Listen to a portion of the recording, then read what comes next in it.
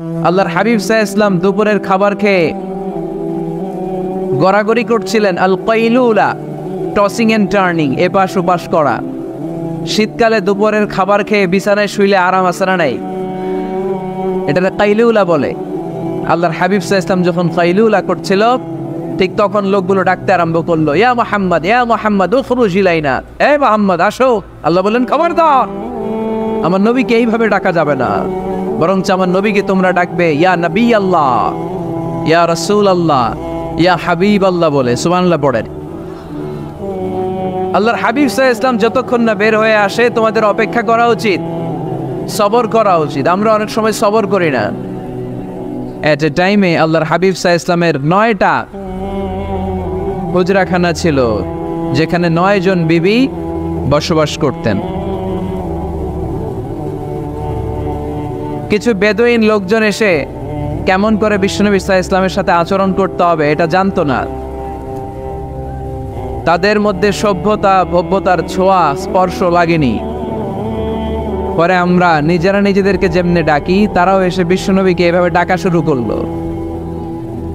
কারণ নাম যদি হয় আব্দুল্লাহ, আব্দুল্লাহর বন্ধু তারা ডাকবে এই আব্দুল্লাহ। কারো নাম যদি হয় করিম, তার বন্ধুটা ডাকে এই করিম। কারো নাম যদি হয় আবু বকর, তার বন্ধুটা ডাকে এই আবু বকর। কিন্তু বিশ্বনবী সাল্লাল্লাহু আলাইহি ওয়াসাল্লামকে কি এই মুহাম্মদ এইভাবে ডাকা যাবে? না, ডাকা যাবে না। যদিও তিনি মানুষ, কিন্তু অসাধারণ মানুষ। যদিও তিনি নবী, তিনি মহানবী, তিনি সব নবীদের নবী, ঠিক কি না? As a father, as a teacher, as a commander, as a law giver, as a law maker, Muhammad is the superman of the world. সুবহানাল্লাহ পড়েন। আমার নবীর চাইতে শ্রেষ্ঠ কোনো মানুষ গোটা বিশ্বে দ্বিতীয়টা হতে পারে? আমার নবীর চাইতে the most trust worthy personality, বিশ্বস্ত মানুষ এই পৃথিবীতে হতে পারে? সে কোন বন্ধু বলো বড় বিশ্বস্ত,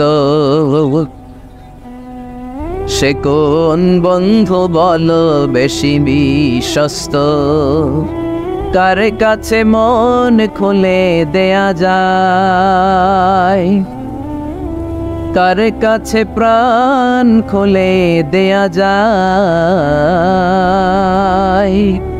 হওয়া যায় অতি আশ্বস্ত, তার নাম আহমদ বড় বিশ্বস্ত। সুবহানাল্লাহ পড়েন। আল্লাহ শিখাতে চাইলেন, এই বেদুইন লোকেরা সাবধান, যাকে তোমরা ডাকছো তিনি সাধারণ মানুষ নন। তাকে ইয়া মুহাম্মদ, ইয়া মুহাম্মদ উখরুজ ইলাইনা, এই মুহাম্মদ, এই ঘর থেকে বের হয়ে আসো, এমন করে বেয়াদবের মতো ডাকা যাবে? বিশ্বনবী সাল্লাল্লাহু আলাইহি ওয়াসাল্লামকে ডাকতে হবে ইয়া নবী আল্লাহ, ওনাকে ডাকতে হবে ইয়া রাসূল আল্লাহ, ওনাকে ডাকতে হবে ইয়া হাবিব আল্লাহ, ঠিক কিনা? শিষ্টাচার শিক্ষা দিলেন। আল্লাহ বুঝাতে চাইলেন, তোমরা যদি অপেক্ষা করতে অনেক ভালো হতো। ওয়ালাউ আন্নাহুম সাবারু হাত্তা তাখরুজা ইলাইহিম লাকানা খায়রান লাহুম। তাহলে আমরা আমাদেরকে যেইভাবে ডাকি, আল্লাহর হাবিব সাল্লাল্লাহু আলাইহি ওয়াসাল্লামকে ওইভাবে ডাকা যায় না। আল্লাহ বলেন, খবরদার, তোমাদের উচিত ছিল অপেক্ষা করা, যতক্ষণ না আল্লাহর হাবিব সাল্লাল্লাহু আলাইহি ওয়াসাল্লাম বিশ্রাম শেষ করে বাইরে বেরিয়ে আসে। তাই কারো বাসায় গেলে অপেক্ষা করবেন যতক্ষণ না উনি আসে, আর যাওয়ার আগে অ্যাপয়েন্টমেন্ট নিয়ে যাবেন। আজকের প্রথম মেসেজ, কারোর সাথে দেখা করার আগে কি নিয়ে যাবেন? ফেনির ছেলেরা কথা বলে না, অ্যাপয়েন্টমেন্ট নিয়ে যেতে হবে। অনেকে খালি অস্থিরতা করে, চেয়ারম্যান সাহেবের বাড়িতে গেছে, সিগনেচার লাগবে, যে এই অস্থির, আরে বেরোয় না কেন? চেয়ারম্যান সাহেব আসে না কেন? এতক্ষণ ধরে বসে আছে। এরকম বিরক্ত, খালি কমপ্লেইন করে, অভিযোগ করে, এরকম কিছু লোক আছে না নাই? খেয়াল রাখবেন, যারা ব্যর্থ, জীবনে ব্যর্থ, তারা সবসময় শুধু কমপ্লেইন করে, অভিযোগ, মানুষের কাছে অভিযোগ, আল্লাহর কাছে অভিযোগ, আমার এইটা নাই, ওইটা নাই, আল্লাহ আমার এইটা দাও নাই, ওইটা দাও নাই।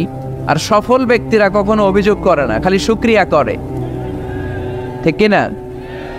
Now the decision is yours. You wanna be successful or unsuccessful? আপনি সফল হতে চান না ব্যর্থ হতে চান? তাহলে সফল হলে সবসময় পড়তে হবে আলহামদুলিল্লাহ। কি পড়বেন? হুজুরের সাথে দেখা করতে গেছে, যে এই হুজুর আসে না কেন, কতক্ষণ ধরে বসে আছি। আরে হুজুরও মানুষ, হুজুরও অসুস্থ হয়, হুজুরেরও ফ্যামিলি আছে, হুজুরের ঘুমানো লাগে, হুজুর রোবট না। আমাদের যখন অ্যাপয়েন্টমেন্ট নেয় মেপে দেয়, হুজুর এই তো সহজ, আপনি এটা করে আসবেন, এরপরে হেলিকপ্টার রেডি, এরপরে ওইটাতে যাবেন, ওইখান থেকে হেলিকপ্টার রেডি। আমি রোবট, হুজুর কি রোবট? হুজুর তো মানুষ না। এগুলো করবেন না, ধৈর্য ধরতে শিখুন, একটু স্থির হন। স্টপ, অনেক হয়েছে। আর না, অস্থির জীবন আমরা চাই না।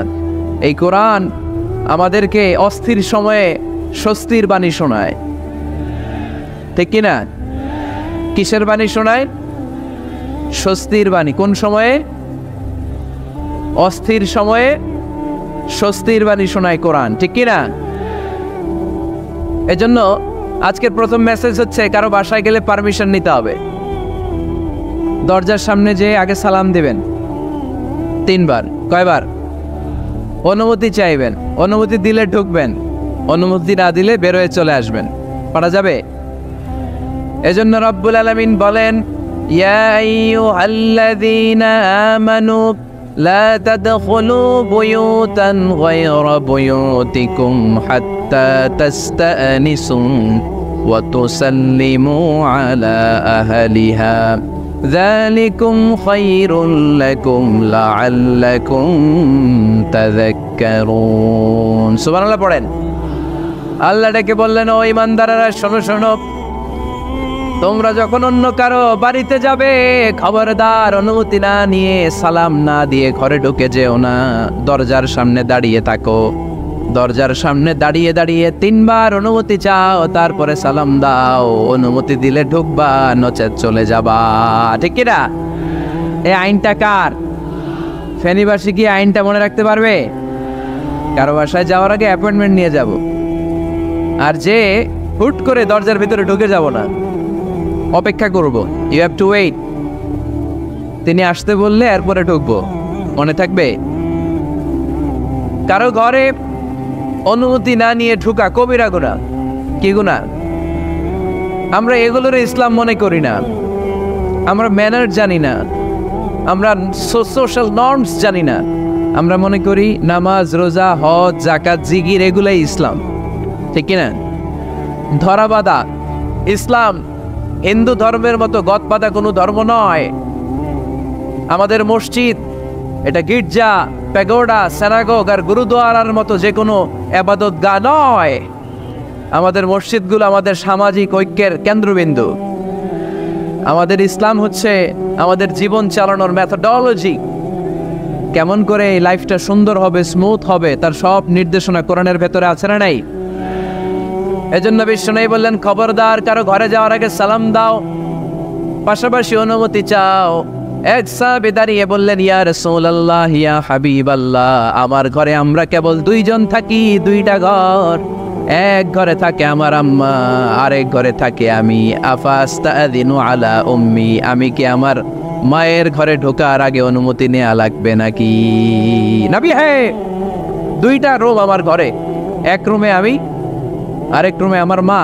আফাস্তাযিনু আলা উম্মি, আমার মায়ের ঘরে যাওয়ার আগে অনুমতি নেওয়া লাগবে? আনা খাদিমুহা, আমি তো তার খেদমত করি, মায়ের ঘরে যাইতে অনুমতি লাগবে? বিশ্বনবী বললেন, নাম ইস্তাযিন আলাইহা, হ্যাঁ অবশ্যই মায়ের ঘরে ঢোকার আগে অনুমতি নিয়ে ঢুকবা। সুবহানাল্লাহ পড়বেন না? সাহাবী বললেন, ইয়া রাসূলুল্লাহ, তিনি তো আমার মা, অনুমতি লাগবে কেন? বিশ্বনবী বললেন, আতুহিব্বু আন তারাহা উরিয়ানাতান, ও সাহাবী, তুমি কি তোমার মাকে উলঙ্গ দেখতে পছন্দ করো নাকি? সাহাবী বললেন, না, কশিনকালেও নয়, আমি কখনো আমার মারে উলঙ্গ অবস্থায় দেখতে পছন্দ করব না। বিশ্বনবী বললেন, তাহলে অবশ্যই অনুমতি নিয়ে ঢুকবা। যদি মারে উলঙ্গ দেখতে মনে না চায় তাহলে ঢুকবা, কারণ ঘরের ভিতরে কে কখন কোন পরিস্থিতিতে থাকে তার কোনো হিসাব আছে। এজন্য সালাম দিবেন, নক করবেন, অনুমতি চাইবেন, তখন নিজেকে নিজে ভিতরে যারা আছে, মহিলা হোক পুরুষ হোক, সামলে নিবে, গুছিয়ে নিবে, তারপরে আপনাকে ঢুকার ব্যবস্থা করে দিবে, ঠিক কিনা? তাহলে মায়ের ঘরে ঢুকতে হলে যদি অনুমতি লাগে, তাহলে বোনের ঘরে ঢোকার আগে অনুমতির দরকার আছে না নাই? আমার পাশের ঘর হচ্ছে আমার ভাইয়ের ঘর, ভাইয়ের ঘরে ঢোকার আগে অনুমতির দরকার আছে না নাই? কাজিন, চাচাতো বোন, খালাতো বোন, চাচাতো ভাই, খালাতো ভাই, পাশের ঘরের ভাবি, পাশের বাড়ির মানুষ, এদের ঘরে ঢোকার আগে অনুমতির প্রয়োজন আছে না নাই? খবরদার, খবরদার, এটা কবিরা গুনাহ। This is my first message to the people of Feni tonight. আজ রাতে ফেনীবাসীদের কাছে আমার প্রথম মেসেজ হচ্ছে, কারো ঘরে যাওয়ার আগে অ্যাপয়েন্টমেন্ট নিয়ে যাব। কখন তার সাথে দেখা করব, আগে অ্যাপয়েন্টমেন্ট নিয়ে যাব, তারপরে যে দরজার বাইরে দাঁড়িয়ে পারমিশন চাইবো, মানে অনুমতি নিব, তারপরে সালাম দিব, এরপরে ঘরে ঢুকবো। পারা যাবে? ইনশাল্লাহ পড়তে পারবেন না আওয়াজ করে? আজকে আলোচনার বিষয় হচ্ছে সূরাতুল হুজুরাত। সূরার নাম কি?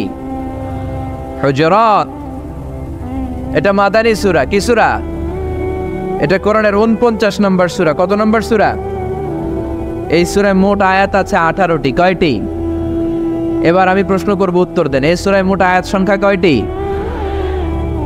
18টি। এটি কোরআনের কততম সূরা?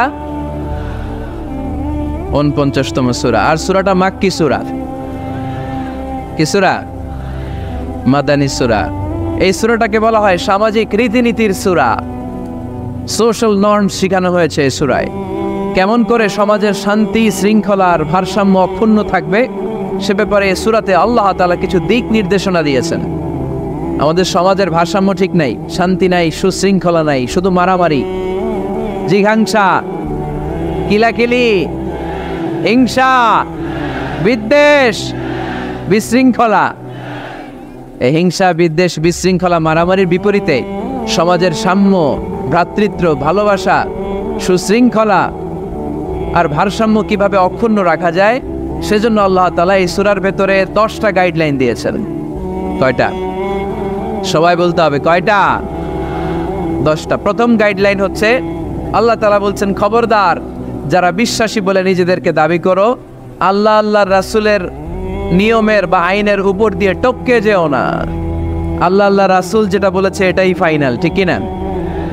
রব্বুল আলামিন বলেন, ইয়া আইয়ুহাল্লাযীনা আমানু লা তুকদ্দিমু বাইনা ইয়াদাইল্লাহি ওয়া রাসূলিহি ওয়াত্তাকুল্লাহ ইন্নাল্লাহা সামিউন আলীম। পড়েন সুবহানাল্লাহ। আল্লাহ বললেন, যারা বিশ্বাসী বলে দাবি করো, খবরদার আল্লাহর দেয়া বিধান আর আমার নবীর দেয়া বিধান, এই বিধানগুলাই ফাইনাল। এই ফাইনাল কথার পরে মুমিনের কোনো কথা থাকতে পারে? আল্লাহ যেটা বলেছে, আল্লাহ রাসূল যেটা বলেছে সেটাই ফাইনাল। আওয়াজ করে বলতে হবে, সেটা কি? এটা ফাইনাল। এরপর আর নতুন কোনো কথা নাই। যখনই বলা হবে আল্লাহ বলেছে, রাসূল বলেছে, আমরা বলবো আমান্না, সামি'না ওয়া আতা'না, আমরা শুনলাম, মানলাম, বিশ্বাস করলাম, আমাদের পক্ষ থেকে আর দ্বিতীয় কোনো কথা নাই, ঠিক কি না? এজন্য আল্লাহ বললেন, খবরদার আমি আর আমার রাসূল যেটা দিয়েছি সেটাই ফাইনাল। অতিরিক্ত বুঝতে যেও না, ওভার স্মার্ট সাজতে চেও না, আমি আল্লাহর দেয়া নবীর দেয়া বিধানের সামনে অ্যাডভান্স হতে যেও না, কারণ আমি আল্লাহ আর আমার রাসূল যেই নিয়ম দিয়েছি সেটাই ফাইনাল, সেটাতেই বরকত। কোন মুমিন বান্দাবান্দীদের কাছে যখন আল্লাহ আর আল্লাহ রাসূলের কথা বলা হয় তাদের কাছে এটাই ফাইনাল, ঠিক কি না? ওমা কানা লিমুমিনিন ওয়ালা মুমিনাতিন ইযা কাদাল্লাহু ওয়া রাসূলুহু আমরান আইয়াকুনা লাহুমুল খিয়ারাতু মিন আমরিহিম। মুমিন নরনারীর কাছে যখন বলা হবে এটা আল্লাহর কথা, আল্লাহর রাসূলের কথা, এটাই ফাইনাল। এরপরে মুমিনের আর নতুন কোনো চয়েস থাকতে পারে? আল্লাহ বলেছে 5 ওয়াক্ত সালাত জামাতের সাথে আদায় করো, এটাই ফাইনাল, ঠিক কি না? আল্লাহ বলেছেন চুরি করলে চোরের হাত কেটে দাও। বিশ্বনবী জীবদ্দশায় চোরের হাত কেটে দেখিয়ে দিয়েছেন, চুরি করলে হাত কেটে দাও, এটাই ফাইনাল, ঠিক কি না? আল্লাহ নিয়ম জারি করেছেন, ও নারীরা পর্দা করে ঘর থেকে বের হও, এর উপরে কোনো কথা নাই, জোরে বলেন ঠিক কি না? আল্লাহ আইন করে দিয়েছেন রমাদানের 29 দিন কিংবা 30 দিন রোজা রাখবা, এটাই ফাইনাল, এরপরে কোনো কথা নাই, জোরে বলেন ঠিক কি না? যারা সম্পদশালী হয়েছ বছরান্তে 2.5% যাকাত দিবা, বিধানটা কার? এটাই ফাইনাল, এরপরে কোনো কথা আছে? তার মানে আল্লাহ আল্লাহ রাসূল যেটা দিয়েছে এটাই ফাইনাল, এটাই সর্বোৎকৃষ্ট, এর চেয়ে উৎকৃষ্ট আর ভালো হতে পারে না, এটাই শ্রেষ্ঠ। এক সাহাবী বলল, আসুমুদ্দাহার, আমি সারা বছর রোজা রাখবো, রোজা ভাঙবো না। আরেক সাহাবী বলল, আতাজিলুন নিসা, আমি আমার বউয়ের কাছে যাব না, আজীবন বৈরাগ্য জীবন যাপন করব।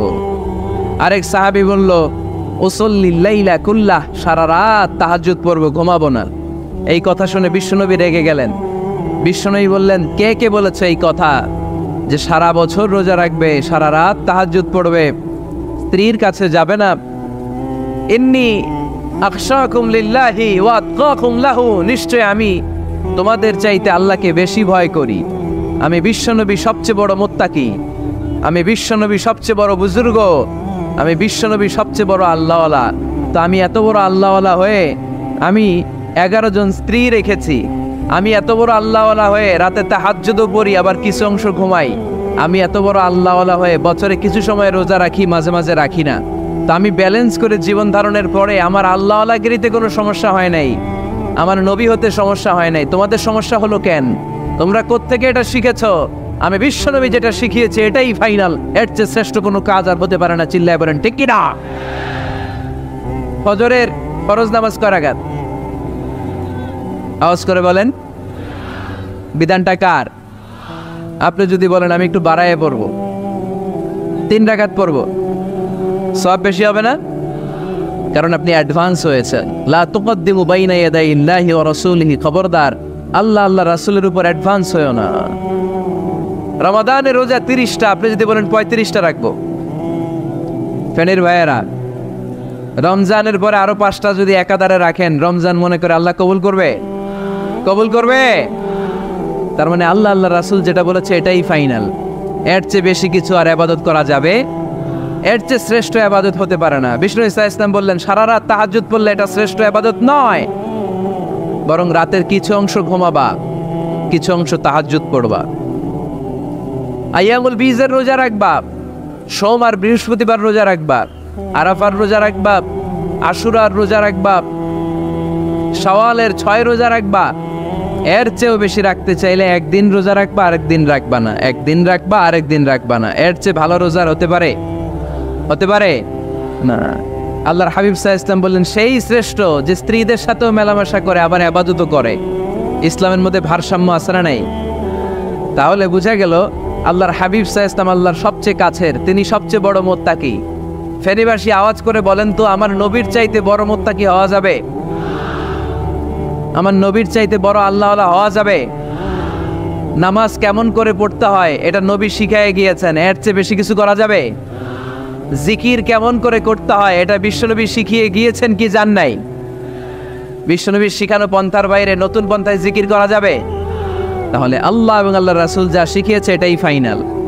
আল্লাহ আল্লাহ রাসূলের কথার উপরে আমরা দ্বিতীয় কোনো কথা বলতে চাই না। এটা হচ্ছে 1 নম্বর গাইডলাইন। সমাজে যদি শান্তি আনতে চান এই গাইডলাইন মানতে হবে। বিশ্বাসীদের জন্য 2 নম্বর গাইডলাইন হচ্ছে, লা তারফাউ আসওয়াতাকুম ফাওকা সাউতিন নবী, খবরদার ওই বিশ্বাসীরা নবীর কণ্ঠের চাইতে যেন তোমাদের কণ্ঠ উঁচু হয়ে না যায়। আপনারা কথা শুনতেছেন? মনোযোগ আছে না গেছে? বনু তামিম গোত্রের নেতা কে হবে?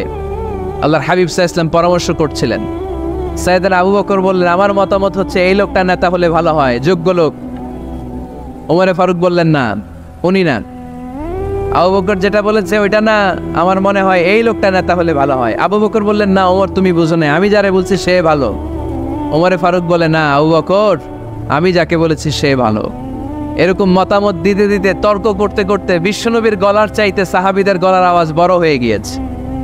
আল্লাহ এটা আরশের উপর থেকে বরদাস্ত করে নাই। আল্লাহ বলেছেন, খবরদার, লা তারফাউ আসওয়াতাকুম ফাওকা সাউতিন নবী, নবীর কণ্ঠের চাইতে তোমাদের কণ্ঠ যেন উঁচু হয়ে না যায়।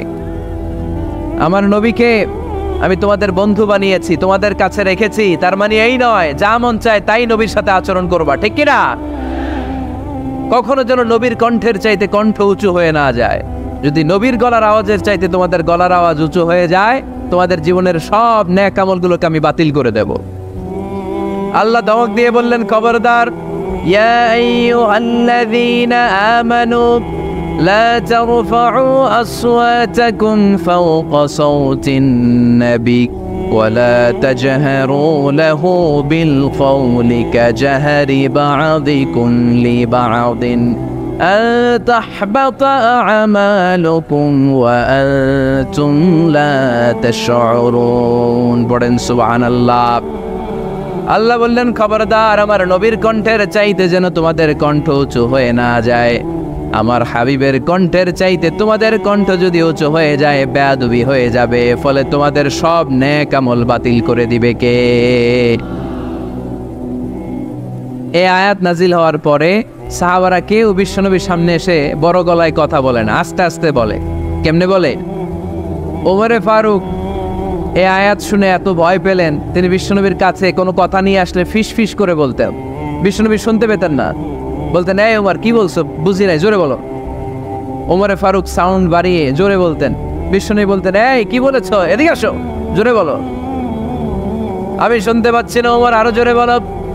ওমরে ফারুক আবার একটু সাউন্ড বাড়িয়ে আবার বলতে আরম্ভ করতেন। বিশ্বনবী বলতেন আমি শুনতে পাচ্ছি না, জোরে বলো। সুবহানাল্লাহ পড়েন। ভয়ে আন তাহবাতা আমালুকুম ওয়া আনতুম লা তাশউরুন, খবরদার নবীর কণ্ঠের চাইতে যদি কণ্ঠ উঁচু হয়ে যায় সব নেক আমল বাতিল করে দিবে কে? আপনারা যারা হজ উমরা করেছেন, হজ আর উমরা করতে পেরেছেন কারা কারা দেখি? মাশাআল্লাহ। যারা করতে পারি নাই আমরা, আমাদেরকেও যেন আল্লাহ তাআলা তৌফিক দান করে, আমরা পড়ি আমিন। আমরা যেন কাবার চারপাশে তাওয়াফ করতে পারি, সাফা মারওয়ায় যেন সাই করতে পারি, আল্লাহর হাবিব সাল্লাল্লাহু আলাইহি ওয়াসাল্লামের কবরের সামনে দাঁড়িয়ে যেন আমরা সালাতু সালাম পাঠ করতে পারি। আওয়াজ করে পড়তে হবে আমিন। বিশ্বনবী সাল্লাল্লাহু আলাইহি ওয়াসাল্লামের কবরের উপরে এই আয়াতটা লেখা, যে আয়াত নিয়ে আমি এখন আপনাদের সামনে আলোচনা করছি। লা তারফাউ আসওয়াতাকুম ফাওকা সাওতিন নবী। দেখছেন না আজি সাহেবরা, দেখে আসছেন না? আপনি যখন মসজিদে নববীতে নামাজ পড়বেন, আল্লাহর হাবিব সাল্লাল্লাহু আলাইহি ওয়াসাল্লামের কবর জিয়ারতের জন্য যখন রওনা হবেন, সর্বপ্রথম বাম দিকে পড়বে রাউদাতুম মিন রিয়াদিল জান্নাহ। এই জায়গাটা হলো দুনিয়ার বুকে জান্নাতের বাগান সমূহ থেকে একটা বাগান।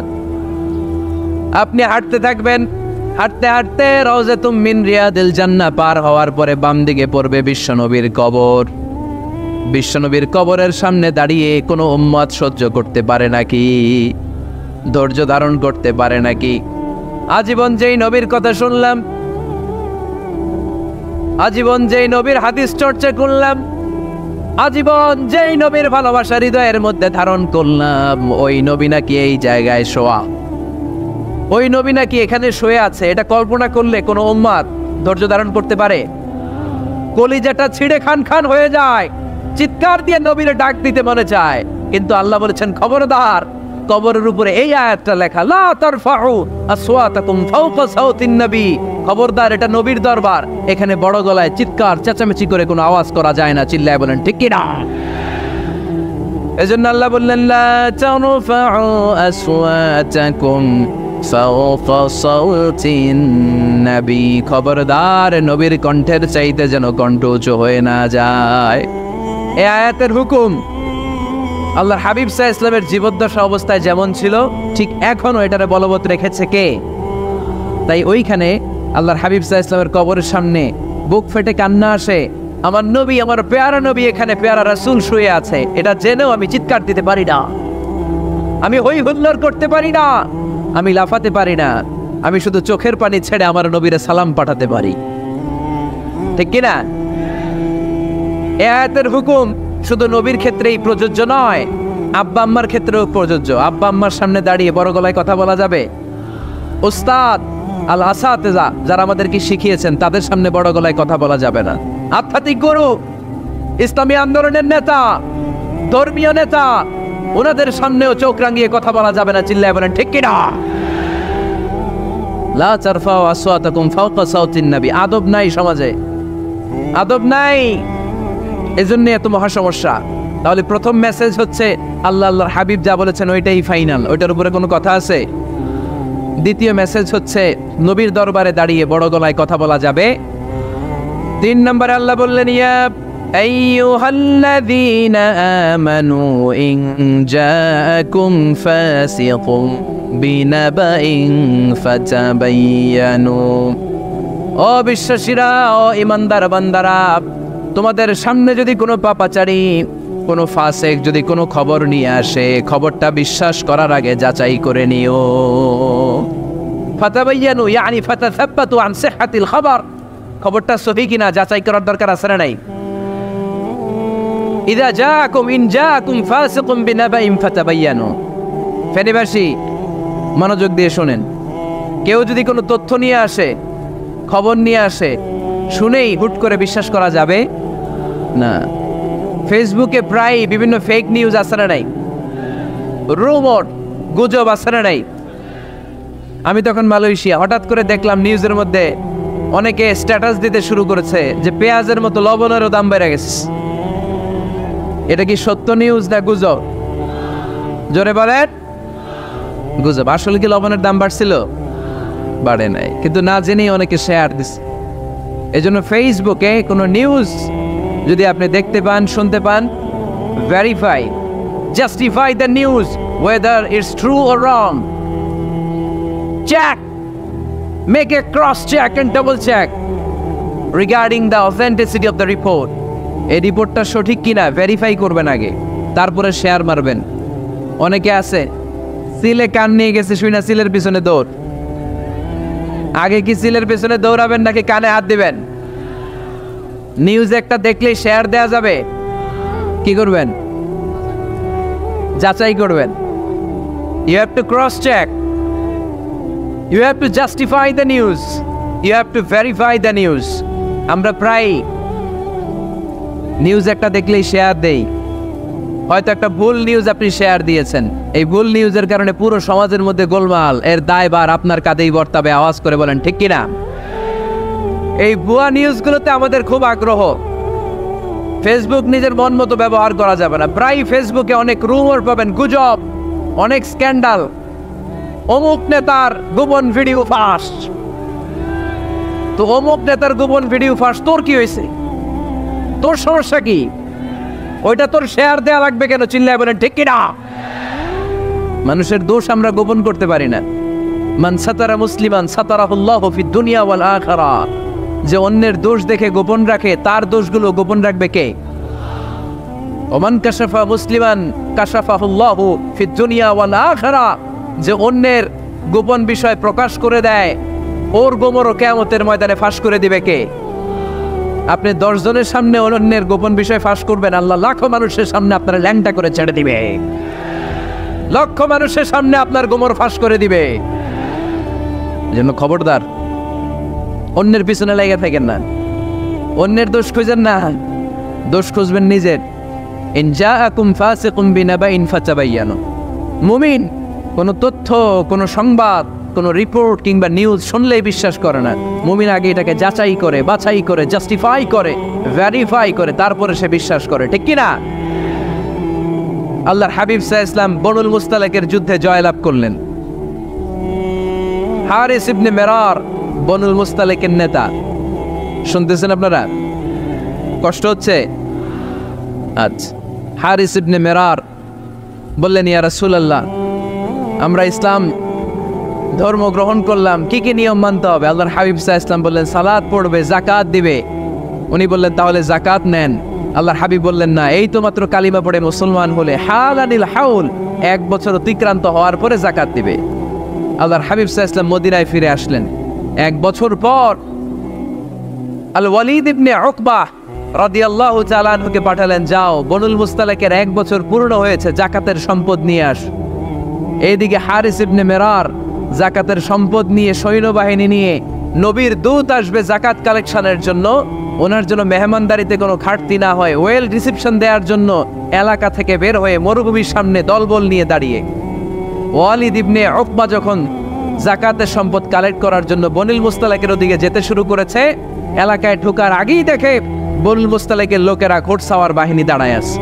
এই দৃশ্য দেখে ওয়ালিদ ইবনে উকবা মনে করেছে বনুল মুস্তালিক মনে হয় তাকে হত্যা করার জন্য দাঁড়িয়ে রয়েছে। আসলে কি হত্যার জন্য দাঁড়ায় আছে? কি জন্য দাঁড়ায় আছে? ওয়েলকামিং রিসেপশন দেওয়ার জন্য। উনি ভয় পেয়ে অ্যাবাউট টার্ন, তথ্য যাচাই না করে মনে করছে আমারে মারবে ধরবে, about turn, return back to Medina. মদিনায় চলে গেলেন, যে বলে ইয়া রাসূলুল্লাহ, বনুল মুস্তালিক জাকাত দেওয়া তো দূরের কথা, এগুলো তো সব কাফের হয়ে গেছে। ইয়া রাসূলুল্লাহ, ওরা তো মনে হয় কাফের হয়ে গিয়েছে, জাকাত প্রদান করা তো দূরের কথা, মারার জন্য সৈন্যবাহিনী নিয়ে অ্যাটাক করেছে। বিশ্বনবী রেগে গেলেন। খালিদ বিন ওয়ালিদের নেতৃত্বে 1000 সৈন্যবাহিনী পাঠিয়ে বললেন, যাও বনিল মুস্তালিক অ্যাটাক করো, বনিল মুস্তালিকে অভিযান চালাও। আল্লাহ বললেন, নবী অভিযান পরে চালান। ইন জাআকুম ফাসিকুম বিনাবাইন ফাতাবায়ানু। সুবহানাল্লাহ পড়েন। নবী হে, অভিযান পরে চালান। তথ্য যে নিয়ে আসছে ওয়ালিদ, এটা সত্য কিনা আগে যাচাই করেন। সে যে তথ্য আপনাকে সরবরাহ করেছে, এই তথ্য সঠিক নয়, সে ভুয়া তথ্য দিয়েছে, সে ভুল বুঝেছে, এখানে মিস আন্ডারস্ট্যান্ডিং হয়েছে। আপনি 1000 সৈন্যবাহিনী পাঠাবেন না। আপনার 1000 সৈন্যবাহিনী যে যদি বনিল মুস্তালিককে অ্যাটাক করে, তাহলে এই অ্যাটাকে কোনো ক্ষয়ক্ষতি হলে সবটার দায়ভার আপনার কাঁধেই বর্তাবে। চিল্লায় বলেন ঠিক কিনা? আমার নবীকে শিখানোর মাধ্যমে আল্লাহ তাআলা আমাদেরকে শিখা যাবে না। আগে যাচাই বাছাই করার দরকার আছে না নাই? আছে। আপনার বন্ধু এসে বলল, আরে দোস্ত তুমি এইখানে, ভাবিরে তো দেখলাম বাজারে আরেক লোকের সাথে ঘুরতেছ। আপনি রেগে মেগে আগুন, অফিস থেকে বাসায় যায় বউরে কিল, আইজো মায়ের কাইলো মায়ের, এরকম হতে পারে না? আপনার বন্ধু হয়তো আপনার ওয়াইফের মতো আরেকজন মহিলাকে দেখেছে, এটা হতে পারে কি পারে না? আপনার ওয়াইফকে জিজ্ঞেস করেন নাই, ক্রস চেক করেন নাই, না করে আপনি ঝগড়া মারামারি শুরু করে দিয়েছেন। এই ছোট্ট ঝগড়া থেকে বিচ্ছেদের দিকে, ডিভোর্সের দিকেও যেতে পারে, এরকম আছে না নাই? এরকম অনেক বুড়ি বুড়ি কেস আমাদের কাছে আছে। নিউজ যাচাই না করে, গুজব আর রুমর যাচাই না করে সিদ্ধান্ত নিয়েছে, পরে মাথার মধ্যে চাপড়ায়, নিজের কপালে নিজে চাপড়ায়, এরকম আছে না নাই? তাহলে আল্লাহ তাআলার দেয়া 3 নম্বর গাইডলাইন হচ্ছে, কোনো তথ্য শুনেই বিশ্বাস করা যাবে না, আগে যাচাই করতে হবে। আওয়াজ করে বলেন, আগে কি করতে হবে? যাচাই করতে হবে। যাচাই বাছাই ছাড়া আজ থেকে ফেসবুকে আমরা আর কোনো নিউজ শেয়ার দিবেন? মনে থাকবে? আরে এগুলাই তো জরুরি ওয়াজ। কবরের ওয়াজ তো অনেক শুনছি, জান্নাত জাহান্নামের ভয় আর জান্নাতের নাজ নেয়ামত তো অনেক শুনেছি। সমাজটারে শান্তিপূর্ণ, ভারসাম্যপূর্ণ করার দরকার আছে না নাই? খবর শুনে আমরা বিশ্বাস করি, যাচাই না করে আমরা বলে বেড়াই না। যাচাই না করে, নিশ্চিত না হয়ে আজ থেকে কোনো নিউজ আমরা ফেসবুকে শেয়ার দিব না। 4 নম্বরে আল্লাহ বললেন, 4 নম্বর গাইডলাইন আল্লাহ দিলেন, ইয়া আইয়ুহাল্লাযীনা আমানু লা ইয়াসখার কওমুম মিন কওম। খবরদার আমার বিশ্বাসী বান্দারা, আমার ইমানদার বান্দারা, কেউ কোনোদিন কাউরে ঠাট্টা বিদ্রূপ করে না। সুবহানাল্লাহ পড়েন। মুমিন বান্দা কাউকে ঠাট্টা করতে পারে, বিদ্রূপ করতে পারে না। আমাদের জিহ্বা আছে বলে আমরা যা ইচ্ছা তাই বলতে পারি, কথা বলেন না কেন? আমাদের কান আছে বলে কান দিয়ে আমরা যা মনে চাই তাই শুনতে পারি। যেন কানে শুনি সদা তোমার কালাম, এ খোদা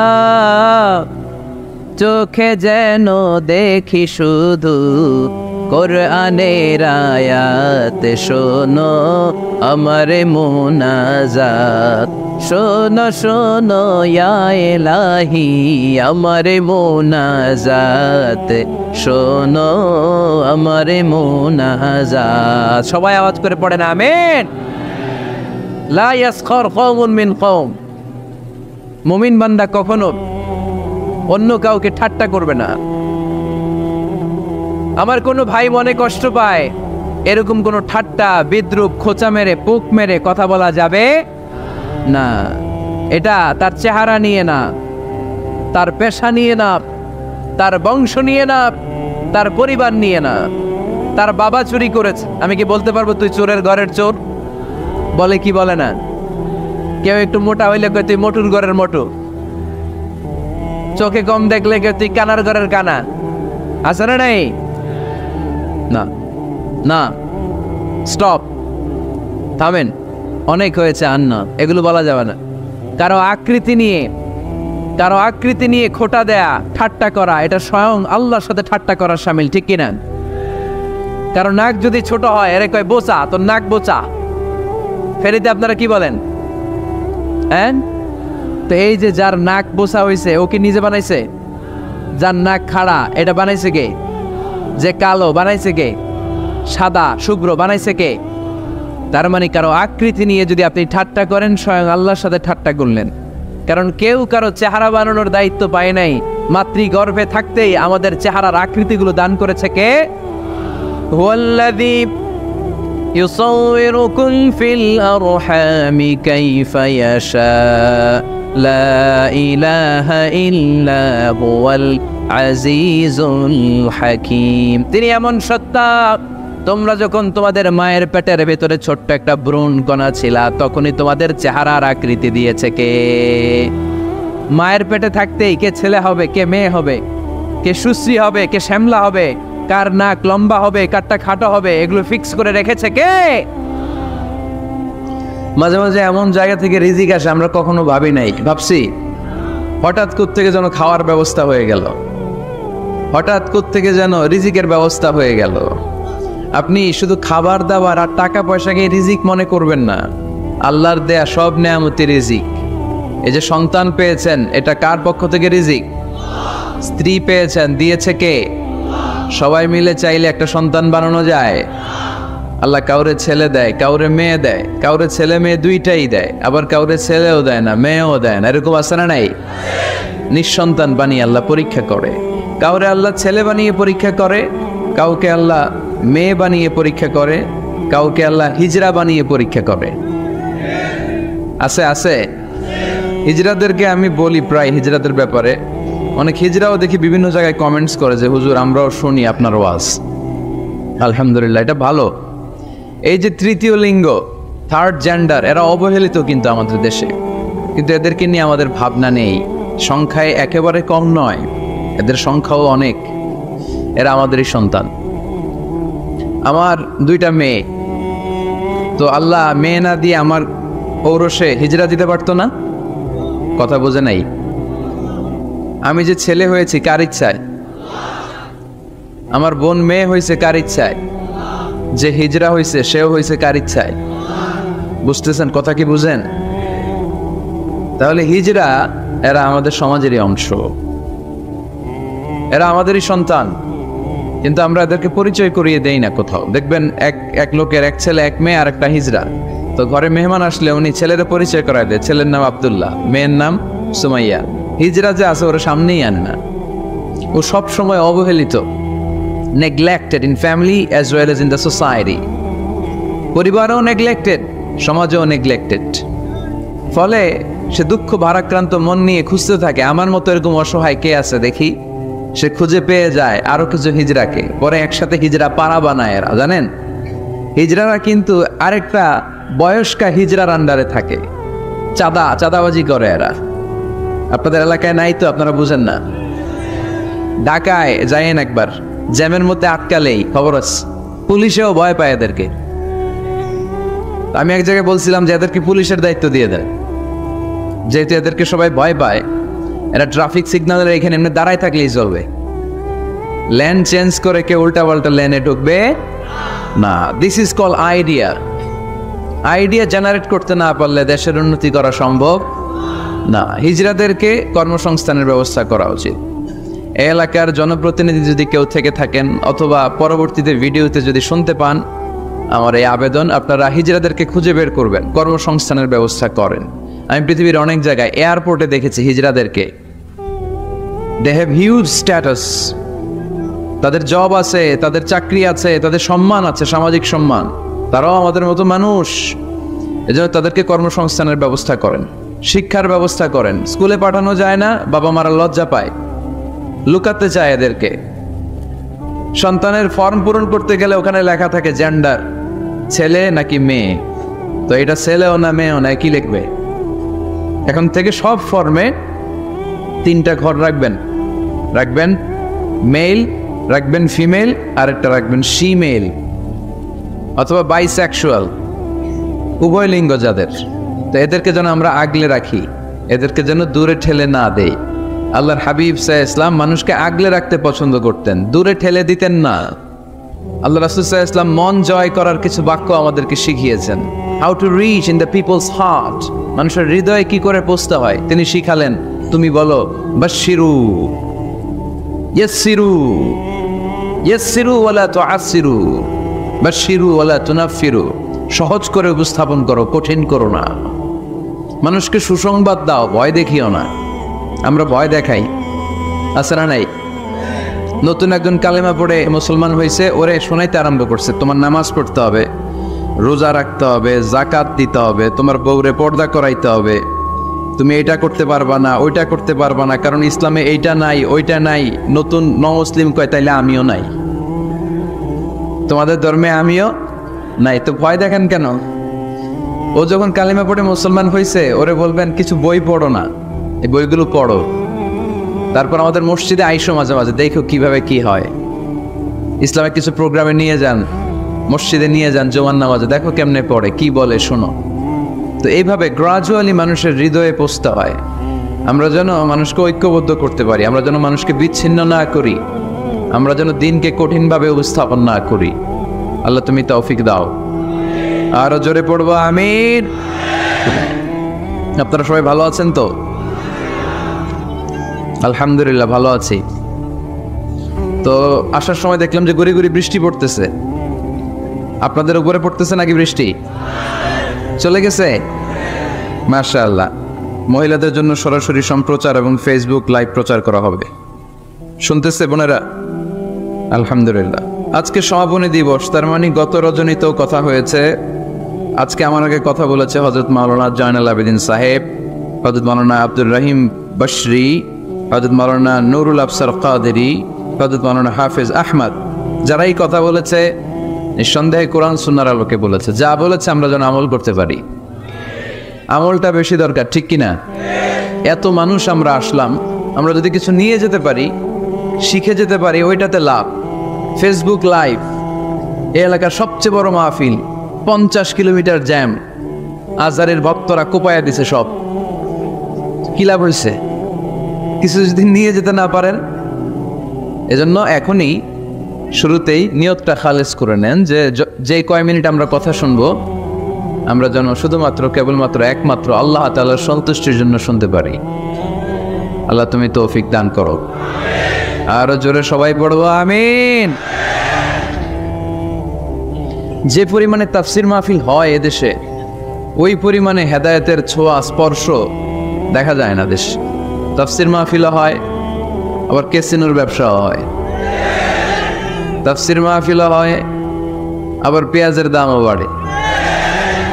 তাফসির মাহফিলও চলে, লবণের গুজবও ছড়ায়, হয় না?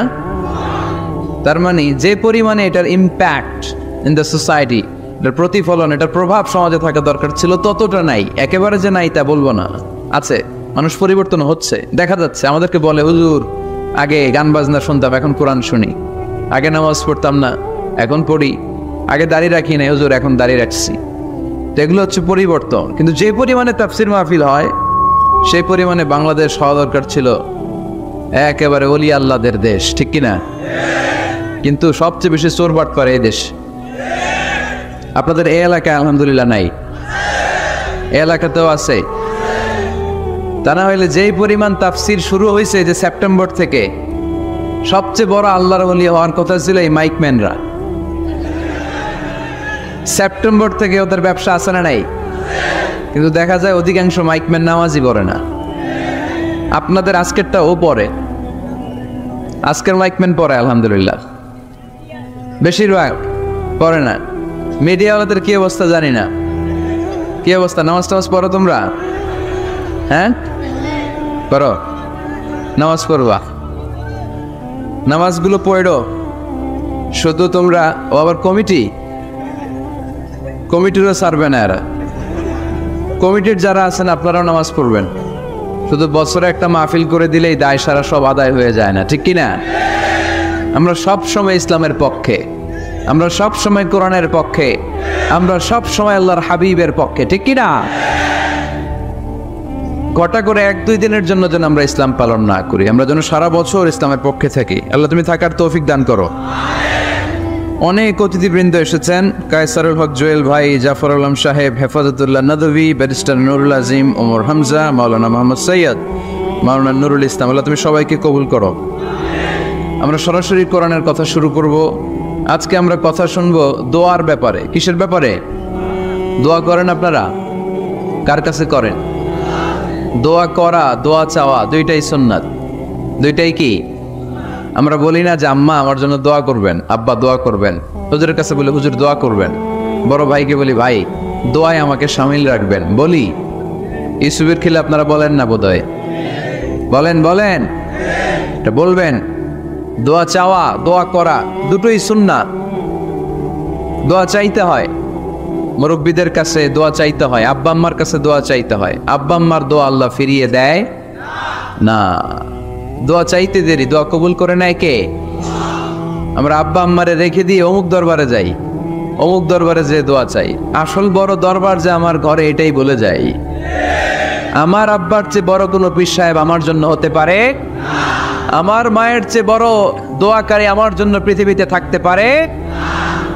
পৃথিবীর সবাই মিলে, সব আল্লাহর ওলিরা মিলে কোরআন খতম দিয়ে এখানে ফু দিল একটা গ্লাসের পানির ভিতরে। আপনার আম্মা কিংবা আব্বা শুধু বিসমিল্লাহ বলে আরেকটা গ্লাসের পানির মধ্যে ফু দিল, মায়ের দোয়াটা মুহূর্তেই কবুল করে নিবে কে? হজ করে আসছেন কারা কারা দেখি? অনেক হাজি সাহেবান আছে, মাশাআল্লাহ, হাত নামান। এই যে 3 লক্ষ 4 লক্ষ টাকা খরচ করে হজ করে আসলেন, আপনার হজটা আল্লাহর কাছে গ্র্যান্টেড, কবুল হয়েছে। এরকম কবুল হয়েছে এই মর্মে হাত তুলতে পারবেন কে কে দেখি? হুজুর আমি নিশ্চিত আমারটা কবুল হয়েছে।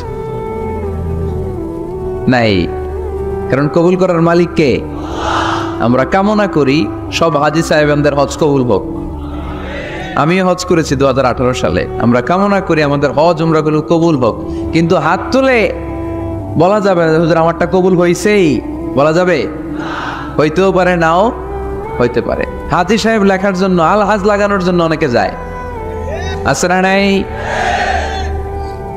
তাওয়াফুল ওয়াদা একটা তাওয়াফ আছে, বিদায়ী তাওয়াফ। কি তাওয়াফ? হজের সব কাজ শেষে ফেরার আগে কাবা ঘরের সাথে দেখাটা, মোলাকাত করে আসতে হয়। আল্লাহর হাবিব বললেন সর্বশেষ দেখাটা যেন কাবা ঘরের সাথে হয়, 7টা তাওয়াফ যেন সে করে। তো এক লোক 6 তাওয়াফের পরে ফোন আসছে দেশে, তো মেয়েরে বলতেছে মা আর একটা তাওয়াফ বাকি আলহাজ হইতে, একটু পরে তুই ফোনটা দে, একটু পর দে, আলহাজ হইতে আর একটা তাওয়াফ বাকি। তো উনি গেছে কি হওয়ার জন্য? আলহাজ হওয়ার জন্য। নামের আগে আলহাজ লাগাবেন না। কেউ যদি আপনারে বলে হাজি সাহেব, বলুক, কিন্তু আমি হজ করছি একজনরে দেখানোর জন্য। তিনি কে?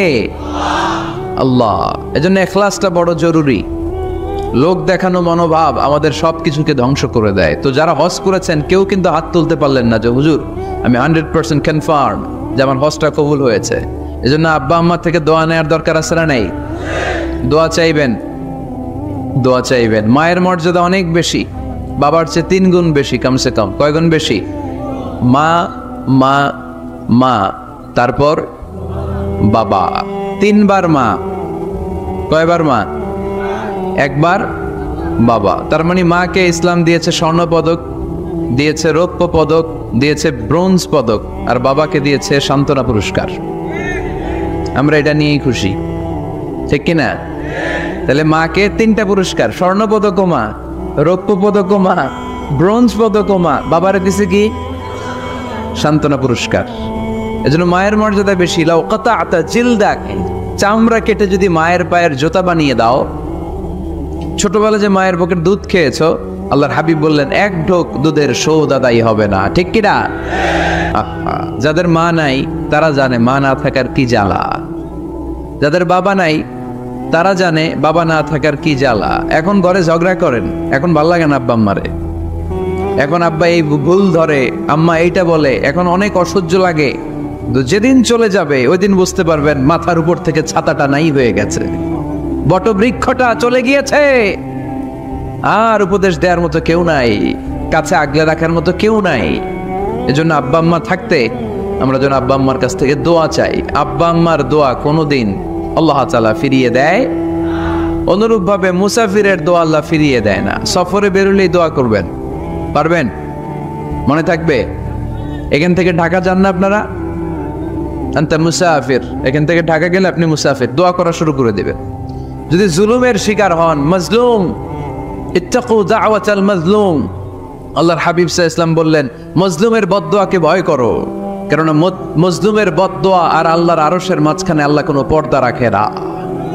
দোয়া করতে দেরি, এই দোয়া কবুল করে নেয় কে? মজলুমের দোয়া আল্লাহ তাআলা কবুল করে। এজন্য আব্বা আম্মার কাছ থেকে যেন আমরা বেশি বেশি দোয়া নিতে পারি, আল্লাহ তুমি তৌফিক দাও। দোয়া চাওয়াও সুন্নাহ, দোয়া করাও সুন্নাহ, বুঝতে পেরেছেন? দোয়া নিজের জন্যও করবেন, অন্যের জন্যও করবেন। রাজি আছেন তো?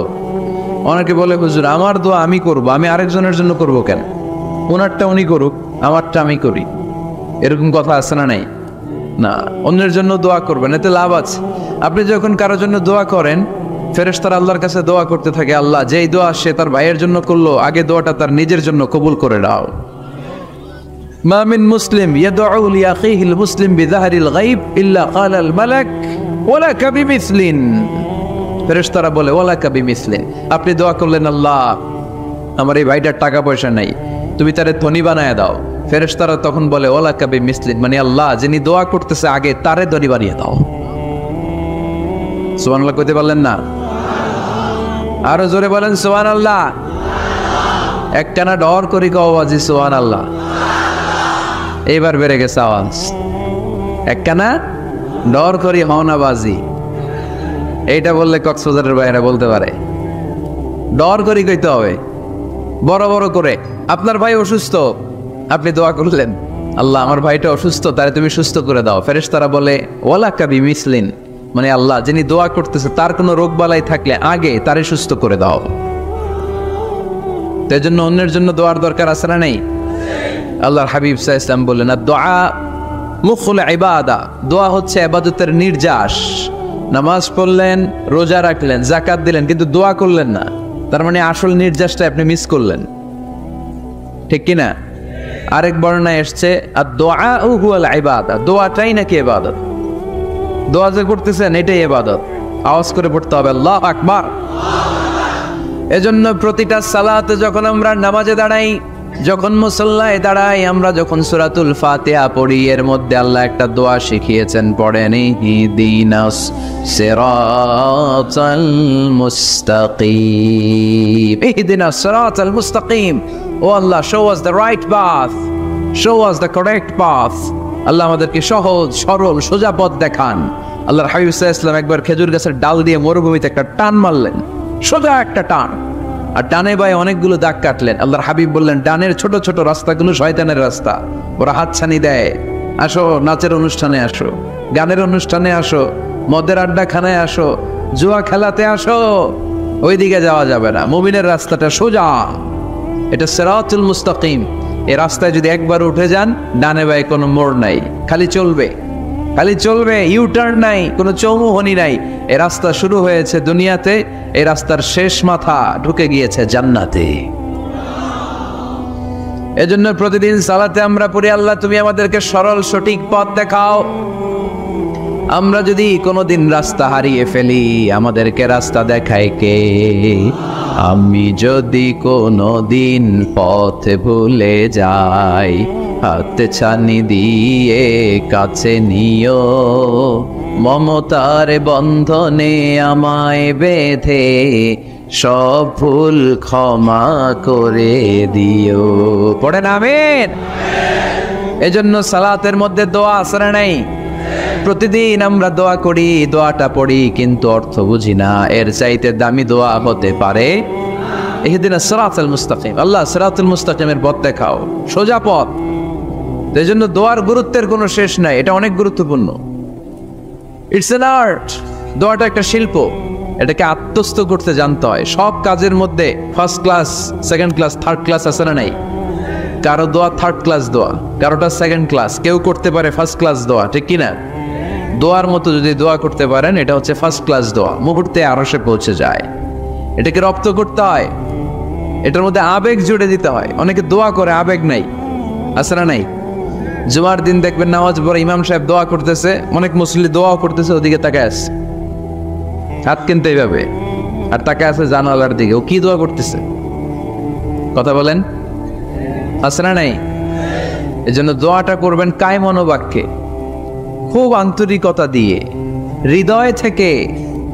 আপনার চোখের পানি যেন ঝরে। চোখের পানি যদি কোনো দোয়ার মধ্যে পড়ে, আপনি বুঝে যাবেন এই দোয়া আল্লাহর কাছে কবুল। চোখের